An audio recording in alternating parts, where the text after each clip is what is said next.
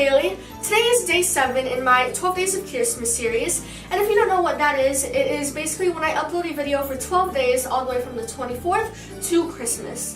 All of these videos will be Christmas themed and in some way Christmas related, so I really hope that you guys are enjoying my series so far as much as I am enjoying making those videos for you. In today's video, I am going to show you how to make some gingerbread cookies, and I really love to bake, but I also don't eat gluten, so it can be hard for me to figure out which recipes I like and which ones actually work out. So that is why I really enjoy making these recipes for you. And also these are gluten-free gingerbread cookies. All of the reviews that were online said that they turned out really good, so I'm going to be testing them out for you guys. Anyways, without further ado, let's get on into the video. So I found this recipe on a website that I will link down below, and they are chewy ginger cookies that I wanted to try out.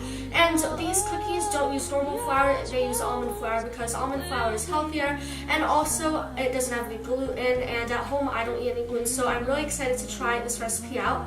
So this recipe calls for 2 2/3 cup of almond flour. So the next thing that the recipe says I need is a 1/2 cup of coconut sugar, and I really don't know what the difference between coconut sugar is or not coconut sugar or just normal sugar, but I'm just going to follow the recipe and put in the 1/2 cup of sugar. And then to make it taste all gingery, I need to add some spices in it. So I'm going to add 2 teaspoons of the ground ginger. Also, I'm going to add in 1.5 teaspoons of ground nutmeg. And personally, I'm not a big fan of nutmeg, but I'm going to still add it into this recipe. The next thing that I want to add in is 1/2 teaspoon of cinnamon. And so I'm just using the cinnamon that I used for my cinnamon ornaments video, which was day 4, I think, of my 12 Days of Kirstmas series. And the last thing that I'm going to add in is 1 teaspoon of baking soda into my cookie mixture. The last thing that I'm going to add into the dry ingredients is 1/4 teaspoon of salt, and this is just to bring out the sweetness in the cookie. So now that I have all of my dry ingredients mixed up in this bowl, I'm going to mix them up evenly. Now that I have mixed up all of my dry ingredients in this bowl, I'm going to mix together all of the wet ingredients that we need for this recipe. So in a separate bowl, I have here 6 tablespoons of butter, which should Another thing that I'm going to add in is 3 tablespoons of raw honey. So the last ingredient that we want to add into the wet ingredients is 2 tablespoons of water.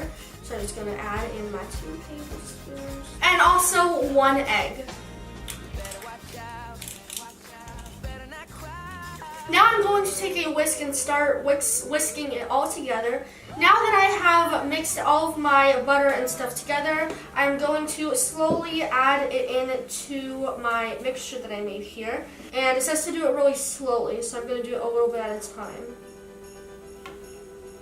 I have mixed all of my ingredients together in my bowl, and they have made this like thick cookie dough consistency.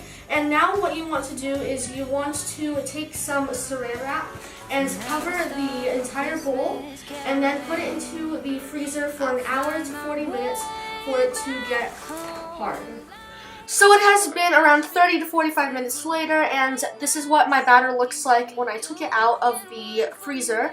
And then I just took a piece of parchment paper and laid it onto a baking pan, and I used an ice cream scooper to scoop out a nice portion size of the batter and put it in the oven for around 10 to 12 minutes at 350 degrees. And this is what my final result looked like. They made my house smell so good, and also they burned a little easier than normal cookies did, but they look amazing. My cookies already came out of the oven and they look and smell really good. Personally, I'm not the biggest fan of ginger, so I'm really excited to see how these turned out. And also, I have poured myself some eggnog because I really love eggnog. And now it is time to test them out.